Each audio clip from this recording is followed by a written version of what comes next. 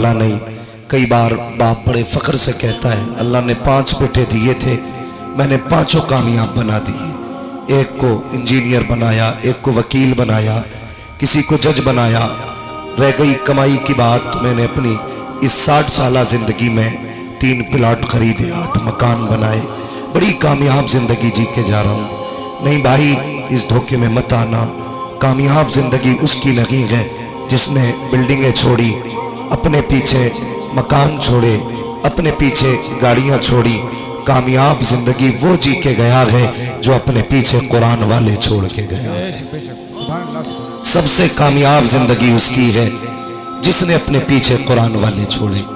नौजवानों, तकलीफ भी होती है, दर्द भी उठता है, लेकिन किससे कहें, कहाँ जाएं, किससे बताएं। ये एक रोना नहीं उम्मत के लिए कि आज जब रिश्ते होते हैं हमारी कौम के अंदर और जब पूछा जाता है बेटी के बाप से आपकी बेटी ने कितना पढ़ा है, क्या पढ़ा है, तो गरीब गर्दन झुका के कहता है मेरी बेटी ने कुरान पढ़ा है। तो अमीर बड़ी आसानी से ये कह के ठुकरा देते हैं बस कुरान पढ़ा है, बस कुरान पढ़ा है। क्या चाहते हो? का सिर्फ कुरान पढ़ाया? कितना पढ़ाना था? का MA BA नहीं कराया? यार, हम MA BA की डिग्री को कुरान से बड़ी डिग्री समझते थे। हमें शर्म आनी चाहिए।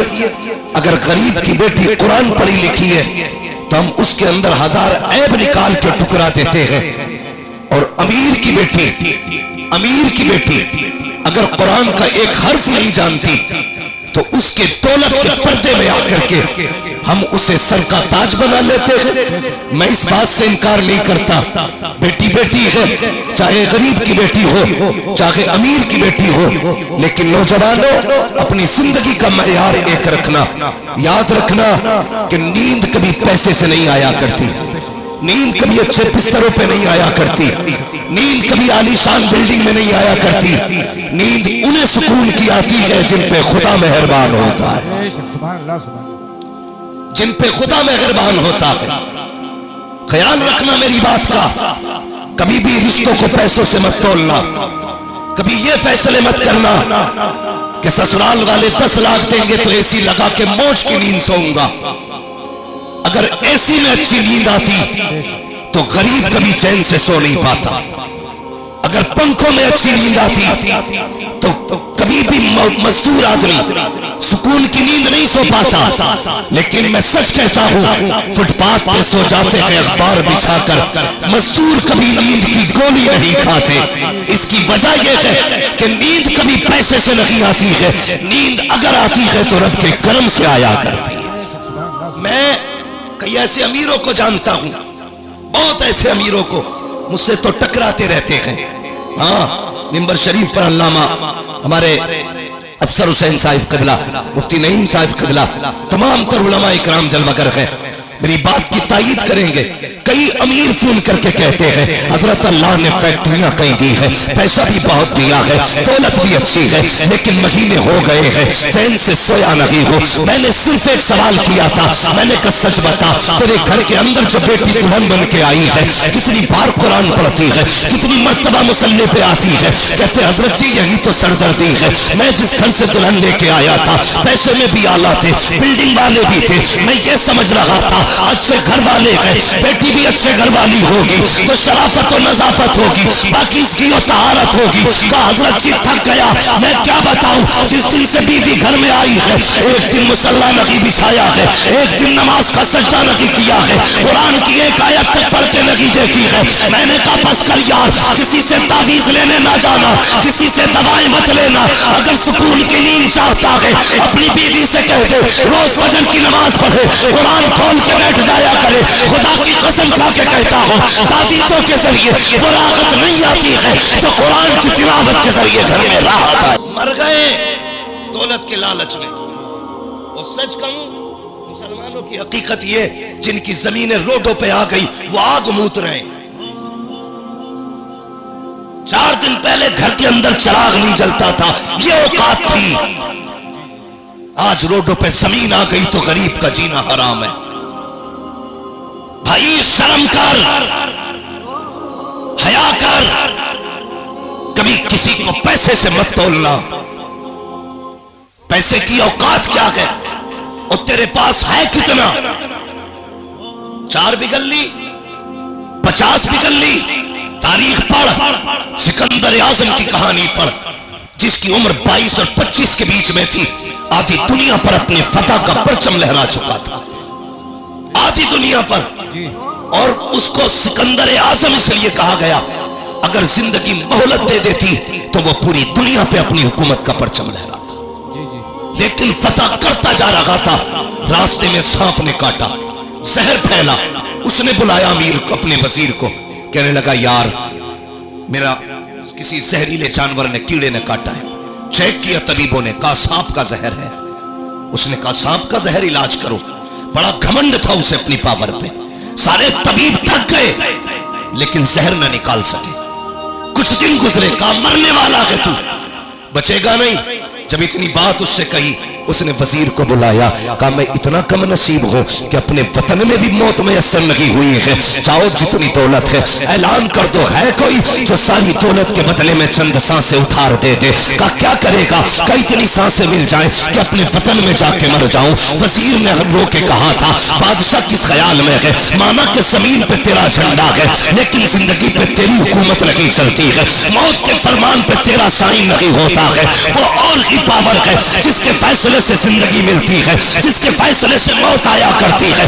اس نے کہا اعلان کر دو جتنی چاہے دولت لے لو, لیکن چند سانسیں کوئی ادھار دے دے. سب کی گردنیں جھکی اور سب نے کہا تھا بادشاہ موت جو آنے والی ہے اس کو پیسے سے نہیں ٹالا جا سکتا, کوئی تیرے پیسے سے تجھے چند سانسیں نہیں دے سکتا.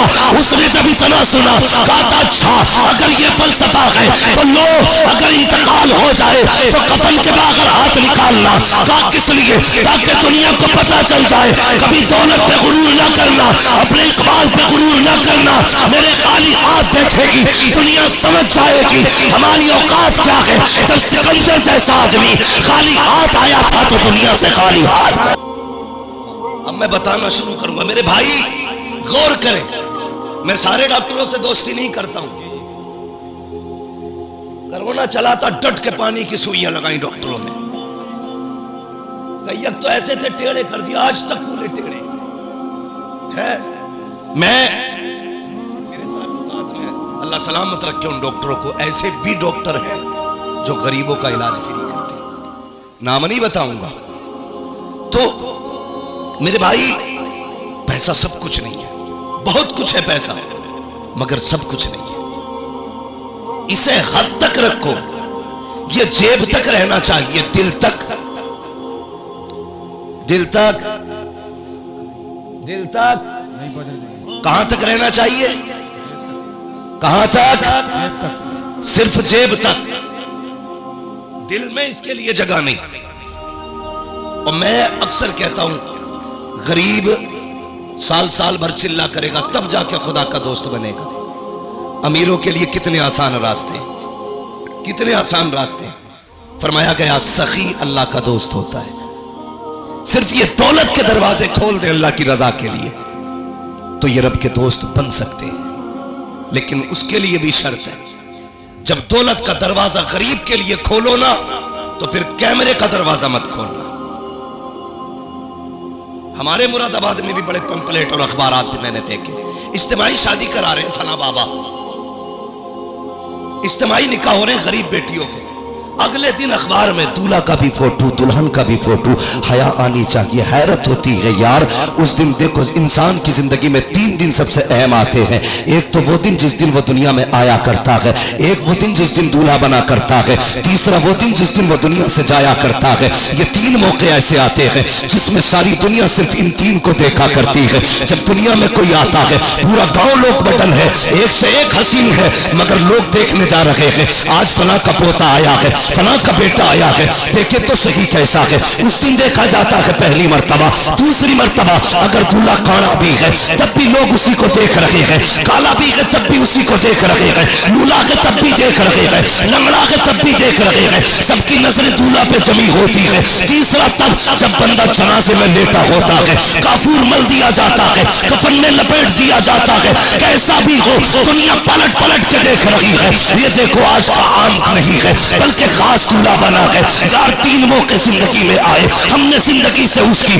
ایک زندگی کا حسین موقع چھین لیا. جب وہ دولہا بنا ہم نے اس دن اسے سلیم کیا. میں نے دولہوں کے فوٹو دیکھے, جیسے یہ حافظ بیٹھے ہیں ایسی کرسیوں پہ دولہے بیٹھے تھے, ان کے فوٹو لیے گئے. خدا کی قسم کسی کے چہرے سے نہیں لگ رہا تھا کہ یہ دولہا بیٹھا ہے. وہ دولہا کے لباس میں زندہ لاش بنے بیٹھے تھے, اس لیے کہ جب فوٹو لیے جا رہے تھے احساس ہو رہا تھا کاش ہمارے پاس پیسہ ہوتا, آج ہم کسی کے رحم و کرم پہ نہ ہوتے. ہمارے پاس دولت ہوتی تو یوں کرسیوں پہ ذلیل نہ کیے جاتے. آج ہمارے پاس پیسہ ہوتا تو یوں رسوا نہ کیا جاتا. او امیروں فقیروں, او دولتوں والوں, تمہیں خدا کا واسطہ کسی کو دولت کی وجہ سے ذلیل مت کرنا, ورنہ جب اللہ ذلیل کرتا ہے کوئی بچانے والا نہیں آتا ہے. خدا کی قسم اگر غریب روئے گا 1000 آنسو پہنچ لیں گے, لیکن جب اللہ رلائے گا کوئی آنسو پہنچنے والا نہیں ہوگا. اور تمہیں خدا کا واسطہ اگر مدد کیا کرو تو کسی کو ذلیل کر کے نہیں, بلکہ ایسے کیا کرو کہ تیرے ہاتھ تک کو پتہ نہ ہو. پھر دیکھ خدا بھی راضی ہو جائے گا, مدینے والا مصطفیٰ بھی راضی.